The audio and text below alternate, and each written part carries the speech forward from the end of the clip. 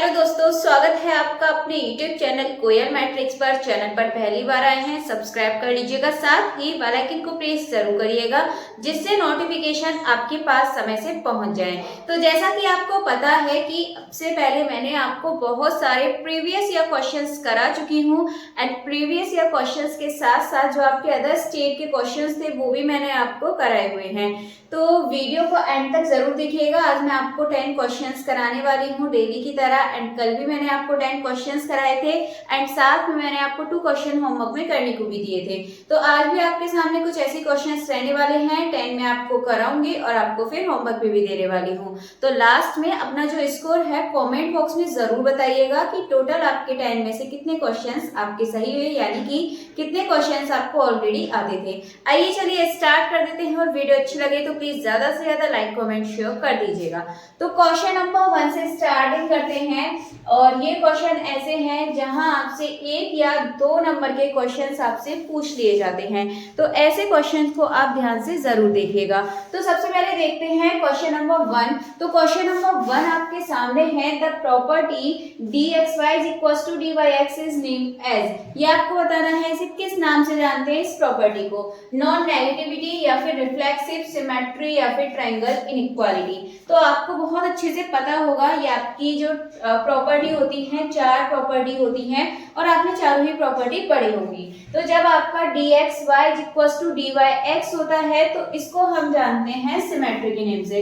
आप यहाँ पर देखेंगे xy, फिर y की जगह x की जगह y की जगह x, तो इसे हम जानते हैं सिमेट्री के नाम से। तो इसका जो ऑप्शन नंबर सी है सिमेट्री बिल्कुल सही आंसर हो जाएगा। एंड इसके बाद क्वेश्चन नंबर 2 देख लेते हैं। क्वेश्चन नंबर 2 है if xt is a matrix space then d is called on x। तो इसमें आपको बताना है कि d को क्या बोलते हैं, मतलब ये आपका एक मैट्रिक स्पेस है और इसमें आपको बताना है जो आपका यहाँ पर d है उसको क्या बोला जाता है। ठीक है, x के लिए फंक्शन बोलते हैं, रिलेशन, मैट्रिक स्पेस या फिर मैट्रिक। एंड अगर बात करें x और d दोनों की बात कर लीजिए तो जो d होता है ये होता है आपका मैट्रिक। ठीक है, ये आपको ध्यान रखना है। एंड जो x होता है वो एक तरीके से हम इसको ग्राउंड कह सकते हैं या इसके एक अंडरलाइन कह सकते हैं। तो आपको ये चीज इसमें ध्यान रखनी है कि इनको क्या बोला जाता है, यहाँ से आपसे क्वेश्चन पूछा जा सकता है। एंड इससे रिलेटेड, प्रॉपर्टी से रिलेटेड लास्ट टाइम एक क्वेश्चन जरूर पूछा गया था आपसे, तो अभी भी पूछा जा सकता है।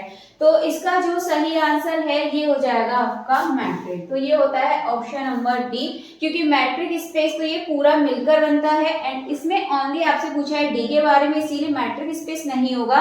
मैट्रिक स्पेस इस पूरे को बोलते हैं और ये हो जाएगा आपका मैट्रिक। चलिए अब क्वेश्चन नंबर 3 देखते हैं। द प्रॉपर्टी dxy और ये है आपका less than equal to dxz plus dzy is named as. तो इस प्रॉपर्टी को आप अच्छे से जानते होंगे। ये प्रॉपर्टी है आपकी एक ट्रायंगल वाली, यानी कि ट्रायंगल इनइक्वालिटी वाली। तो इसमें आपका क्या होता है कि dxy जो होता है इससे बड़ा होता है आपका dxz और dzy। ठीक है, इन दोनों का जो प्लस होता है ये आपका xy से बड़ा और बराबर होता है। देन इसके बाद तो इसका जो आंसर है ये हो जाएगा आपका ऑप्शन नंबर बी। तो क्वेश्चन नंबर 3 का बिल्कुल सही आंसर हो जाएगा ऑप्शन नंबर बी। इसके बाद क्वेश्चन नंबर यदि 4 देखें तो ये है x is a metric space then x is called. आपको बताना है एक्सिस में क्या बोला जाता है। तो देखिए अभी मैंने आपको यहाँ पे बताया था कि x क्या है, एक तरीके से ग्राउंड या फिर अंडरलाइन इसको बोला जाता है। तो मैट्रिक तो नहीं होगा, मैट्रिक होता है आपका d। यदि यहाँ पर d के बारे में पूछते तो आपको मैट्रिक लगाना था, बट ये नहीं होगा। सिर्फ इसमें x के बारे में पूछा है। ग्राउंड सेट बिल्कुल होगा, अंडरलाइन सेट होगा, यानी कि इसके जो ऑप्शन है वो बी एंड सी इसका बिल्कुल सही आंसर हो जाएगा। आइए चलिए फिर आगे की क्वेश्चंस देख लेते हैं। चलिए अब आपके सामने है क्वेश्चन नंबर 5। ये है union of finitely many bounded set is. इसका आपको बताना है यदि फाइनाइटली मैनी बाउंडेड सेट है तो उसका यूनियन आपका कैसा होगा। देखिए यूनियन हमेशा आपका क्या रहेगा, बाउंडेड रहेगा। और यूनियन के साथ साथ अगर इंटरसेक्शन की बात हो तो वो भी आपका कैसा रहने वाला है, बाउंडेड ही रहने वाला है। तो ऑप्शन नंबर ए और ऑप्शन नंबर ए दोनों के मतलब question number 5 and question number 6 के दोनों के ऑप्शन नंबर ए यानी कि बाउंडेड बिल्कुल सही आंसर हो जाएंगे।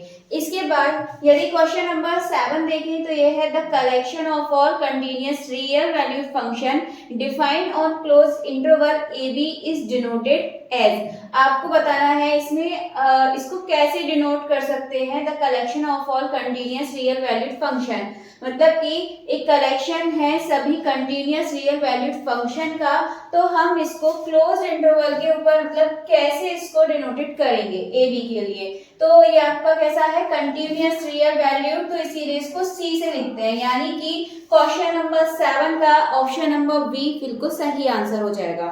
देन इसके बाद देखते हैं क्वेश्चन नंबर 8। तो क्वेश्चन नंबर 8 है let A and B overlapping subsets of matrix space xt then distance between A and B is. आपको इसमें डिस्टेंस बतानी है ए एंड बी की। ओवरलैपिंग का मतलब हो जाएगा जैसे यहाँ पर कोई भी दो आपके यहाँ पर दे रखे हैं ए एंड बी, दो आपके मैट्रिक्स स्पेस है, मतलब कि ओवरलैपिंग कर रहे हैं एक दूसरे से, इस तरीके से यहाँ पर ओवरलैपिंग हो रहा है, यानी कि इसमें कॉमन रहेगा। तो इसकी जो मिनिमम डिस्टेंस होगी आपस में, डिस्टेंस की बात कर रहे हैं ए एंड बी के बीच, तो एक ये ए और बी इनके बीच जो मिनिमम डिस्टेंस होगी वो आपकी क्या होने वाली है, 0। तो यानी कि इसका जो ऑप्शन नंबर सी है ये बिल्कुल सही आंसर हो जाएगा। तो क्वेश्चन नंबर 8 का ऑप्शन नंबर सी एकदम सही आंसर है। आइए चलिए अब आगे के क्वेश्चंस देख लेते हैं। क्वेश्चन नंबर 9 आपके सामने है let x is equal to x1 x2 xn y is equal to y1 y2 and yn v any 2 points of r की पावर n देन।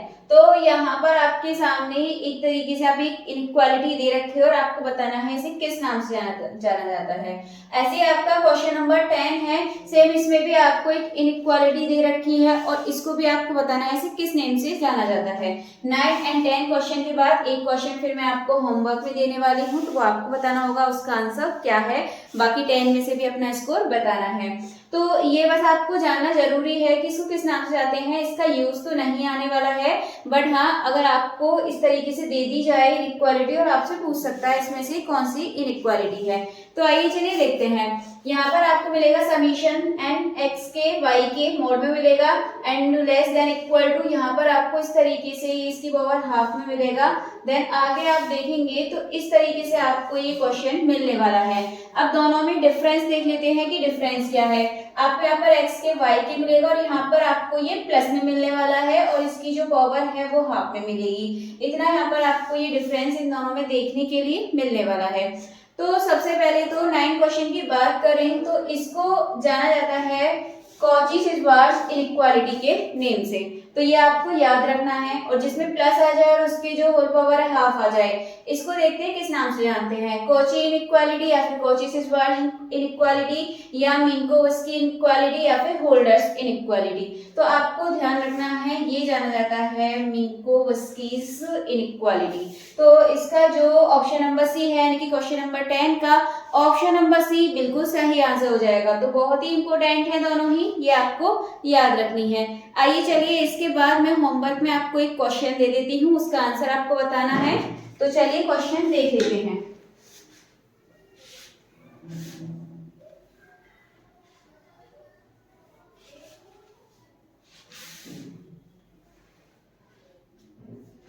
चलिए ये क्वेश्चन आपके लिए है और उसका आंसर थोड़ा सा सोच समझ के करना है आप लोग, थोड़ा सा मैं बता दूंगी इस चीज के बारे में।